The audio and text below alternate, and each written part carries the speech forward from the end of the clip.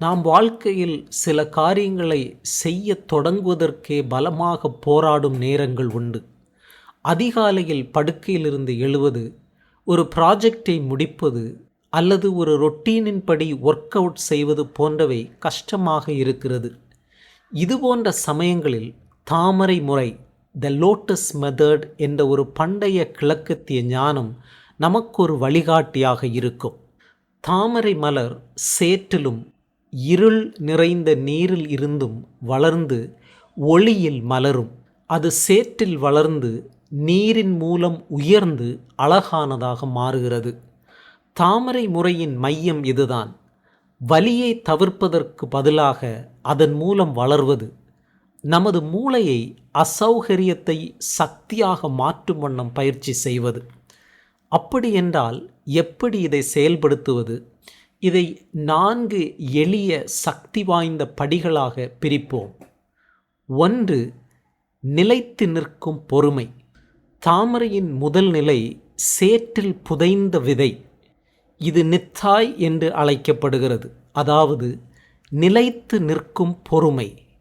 நவீன நரம்பியல் அறிவியலில் இதை மனவள நெகிழ்வுத்திறன், சைக்காலஜிக்கல் ஃப்ளெக்சிபிலிட்டி என்று அழைக்கிறார்கள். எதிர்வினை செய்யாமல் அசௌகரியத்துடன் இருக்கக்கூடிய திறன். நீங்கள் ஒரு கடினமான பணியை எதிர்கொள்ளும் போது உணர்வை எதிர்க்காதீர்கள், அதனுடன் இருங்கள். மூச்சை நன்றாக விட்டு அசௌகரியத்தை அங்கீகரித்து முன்னேறுங்கள். இங்குதான் வளர்ச்சி தொடங்குகிறது. 2. நோக்கம் நிறைந்த தோரணை. தாமரை மலரும் போது அது ஒரு திசையுடன் உயரும். சாமுராய்கள் இதை ஷீசாய் என்று அழைத்தனர். உங்கள் தோரணை, உங்கள் நோக்கம், உங்கள் நிலை. சாமுராய்கள் தளர்வாகவோ தயக்கத்துடனோ நகர மாட்டார்கள். பயம் இருந்தாலும் நோக்கத்துடன் நகர்வார்கள். உங்கள் உடல் தோரணை உங்கள் மனதை பாதிக்கும். நம்பிக்கை, ஒழுக்கம், செயல் ஆகியவை நீங்கள் நிற்கும், மூச்சுவிடும் மற்றும் நகரும் விதத்தில் இருந்து தொடங்கும்.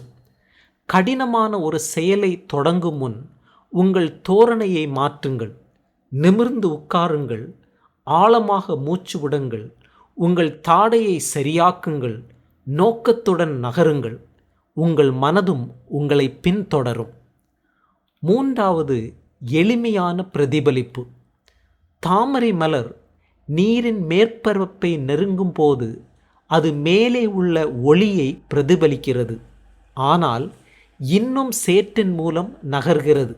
இது கான்சோ, அதாவது எளிமையான பிரதிபலிப்பு மற்றும் தனது உண்மையான தன்மையை காணும் செயல். சாமுராய்கள் தங்கள் முன்னேற்றத்தை பற்றி தெளிவுடன் நிரந்தரமாக சிந்திப்பார்கள், பெருமைப்படாமல் தெளிவுடன். நவீன அறிவியல் இந்த சுய பிரதிபலிப்பு உறுதியை மேம்படுத்துகிறது என்று உறுதிப்படுத்துகிறது. உங்கள் வளர்ச்சியை கவனிக்க இடைநிறுத்தம் செய்யுங்கள். சிறிய வெற்றிகளை கண்காணிக்கவும், வாராந்திரம் பிரதிபலிக்கவும். நான் எதை கடந்தேன், நான் என்ன கற்றுக்கொண்டேன், முன்னேற்றம் உண்மையானது என்பதற்கான ஆதாரம் உங்கள் மூளைக்கு தேவை. 4. போராட்டத்தின் மூலம் மலர்தல். இறுதியாக தாமரை மலர்கிறது, சரியான சூரிய ஒளியில் அல்ல, ஆனால் ஆழத்தின் மூலம், அதன் போராட்டம் காரணமாகவே. இந்த கட்டம் காகா அல்லது மலர்வு என்று சொல்லப்படுகிறது. ஒரு சாமுராய்க்கு இதன் பொருள் உச்சத்தை அடைதல், வலி நோக்கமாகவும் ஒழுக்கம் அடையாளமாகவும் மாறும் ஒரு நிலை. அசௌகரியத்தை ஒரு தினசரி பயிற்சியாக மாற்றுங்கள். ஒவ்வொரு நாளும் கடினமான ஆனால் அர்த்தமுள்ள ஒரு செயலை தேர்ந்தெடுங்கள். உங்களை தண்டிக்க அல்ல, உங்கள் அடையாளத்தை பயிற்சி செய்ய. ஒரு தாமரையின் மலர்ச்சி சேற்றை தாண்டிய பிறகு மட்டுமே நடக்கும். அடுத்த முறை உங்கள் மூளை இது மிகவும் கடினம் என்று சொல்லும்போது தாமரையை நினைவில் கொள்ளுங்கள். மேதைத்துவம் திறமையிலிருந்து வராது, இது பயிற்சி, கவனம் செலுத்தப்பட்ட முயற்சியிலிருந்து வருகிறது.